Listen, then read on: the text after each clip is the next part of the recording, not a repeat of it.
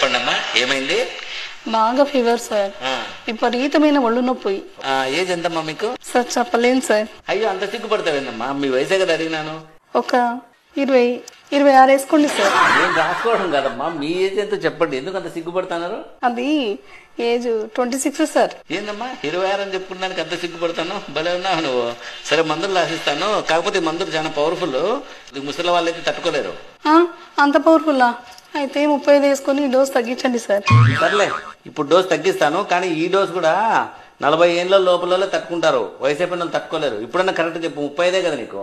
ఎందుకు సార్ అంత పవర్ఫుల్ మందులు? ఏదో 45 వేసుకొని కొద్దిగా డోస్ తగ్గించండి. ఎందుకమ్మా మాటి మాటికి ఏజ్ పెంచుతాను, డోస్ తగ్గిస్తాను? కరెక్ట్ ఏజ్ చెప్పు ఇప్పుడన్నా. Correct sir, last and final 50 రాసుకోండి.